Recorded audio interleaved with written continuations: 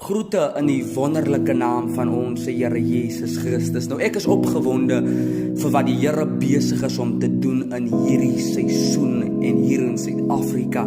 Die Here is besig met 'n magtige werking in jong manne en jong vroue se lewens en reg deur Suid-Afrika is die Here besig om te werk. En dit maak my opgewonde om te weet hoe donkerder ons tyd, hoe groter word die werking van die Here in ons lewe. Amen. Nou ek wil vandag saam met u praat oor die roeping van die Here op 'n mens se lewe. Nou wanneer jy geroep is, moet jy weet dat jy sal verwerp word deur die samelewing. Nou baie mense dink en veral baie jong manne wanneer hulle inkom in bediening, dan dink hulle om geroep te wees, gaan jy famous wees. Nou dit is die eerste fout wat baie manne en vroue deur die jare heen gemaak het, is om te dink dat wanneer jy in bediening inkom, dat jy gaan famous is. En wat ek agterkom, daar is 'n gees wat in ons tyd heers, is dat ons kry baie famous manne en vroue van die Here, maar ons kry min ware manne en vroue van die Here wat kan staan in hulle roeping. Nou om te weet of iemand waarlik deur God geroep is, gaan kyk of hierdie persoon al deur verwerping gekom het. Nou ons sien 'n voorbeeld daarvan toe Elia, hy lê onder die besembos, toe hy 'n verskriklike ding gedoen het aan Baal se profete. Die Bybel sê dat hy Baal se profete gedood, omdat daar 'n roeping op sy lewe is. En die Bybel sê dat Elia kom by 'n plek waar hy onder die besembos gaan lê. U kan gaan lees in 1 Konings 19, kan u die storie van Elia gaan lees. Nou, hy kom by 'n plek waar hy gaan lê onder die besembos en hy sê vir homself, ek het alleen oorgebly van al die profete, van al die ander profete is gedood, ek het alleen oorgebly. En dit sê vir ons dat Elia het by 'n plek in sy lewe gekom waar hy verwerping beleef het, waar hy gevoel het hy's alleen, waar hy gevoel het daar's niemand nie, hy het alleen oorgebly. Dis my boodskap vandag aan iemand. As jy geroep is, moet jy weet, die eerste ding wat die Here met jou gaan doen is dat God gaan jou lei op 'n alleen pad. Elke geroepende van die Here sal alleen loop. God roep jou nie met nog 'n persoon nie. Nee, as God jou roep, dan roep hy vir jou as individu, hy roep vir jou as persoon. Wat is die ander woord of betekenis van roeping? Die ander betekenis van roeping is om eenkant gesit te wees vir die Here. Die ander betekenis van roeping is, ek hou so van die mooi Afrikaanse woord wat sê, God sonder jou af vir sy doel. Nou dit is wat roeping beteken. Nou Elia het 'n roeping op sy lewe gehad, en omdat hy 'n roeping op sy lewe gehad het, moes hy deur verwerping gegaan het. Nou hoekom moet 'n geroepende van die Here deur verwerping gaan? Die rede hoekom 'n geroepende van die Here deur verwerping moet gaan, dis omdat die samelewing verwerp die ware woord van God.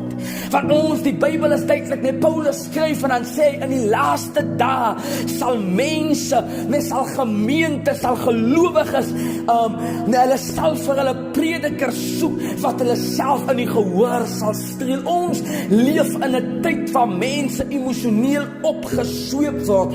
Ons leef in 'n tyd waar mense, hulle wil nie intellektueel, wil hulle gestreel word. Maar wanneer God jou roep, moet jy sê wat die Here sê, en dit is altyd 'n uitdaging vir baie manne en vroue, want as jy by 'n plek kom waar jy moet sê wat die Here sê, dan is dit moeilik. Hoekom is dit moeilik vir baie manne? Want hulle wil in die guns van mense. Nou ons kan gaan kyk toe Petrus, toe hulle daar in Handelinge, toe kom hulle voor die konings, en die Bybel sê, die konings het gesê, dat julle kan preek, maar moet net nie in die naam van Jesus spreek nie. En toe sê Petrus, ons soek liewer die guns van God, as wat ons die guns van mense soek. En dit is wat 'n geroepende moet deurgaan. Jy moet sê wat die Here sê, en die samelewing wil nie hoor wat die Here sê nie. Die samelewing wil hulle eie pad loop. Die samelewing waarin ons vandag bevind, wil hulle eie pad loop. En as jy geroep is deur God, moet jy weet dat jy gaan verwerping beleef. Nou Elia het verwerping beleef. Hy het alleen beleef, hy het gevoel, hy's alleen. En ek weet ek praat vanaand saam met iemand wat ook alleen voel. Hier's vanaand iemand wat voel, ek staan alleen, ek word verwerp deur my familie, omdat ek gekies het om vir God te staan. Ek word verwerp deur my kerk, omdat ek gekies het dat ek gaan sê wat die Here sê. En dit is altyd die uitdaging daar buite, om te sê wat die Here sê. Maar ek wil u aanmoedig vanaand, as jy werklik 'n geroepende is van God, doen wat God wil hê jy moet doen. Soek liewer God se eer, as wat jy mense se eer soek.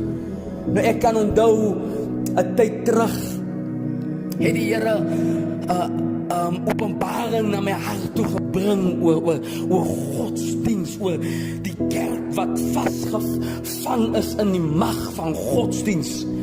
En toe ek hierdie dinge begin preek en begin sê wat God sê, toe ek al hoe meer agtergekom dat ek het al hoe meer ongewild begin raak in kerkkringe, wat ek vir myself gevra het, Here, ek preek aan dieselfde boodskappe wat u gepreek het daar in Matteus, toe u daar gestaan het in die sinagoges, toe u die tafels omgegooi het, toe u gepreek het, toe die Here Jesus het gesê, julle is soos wit gepleisterde grafte, en vriende, ek kom by die plek waar ek sê, Here, ek het dan dieselfde boodskappe gepreek wat u gepreek het, maar die kerksysteem verwerp my, die kerkgemeenskap verwerp my, my vriende verwerp my, my familie verwerp my, en die Here sê vir my, dis omdat die prys te hoog is vir baie van hulle.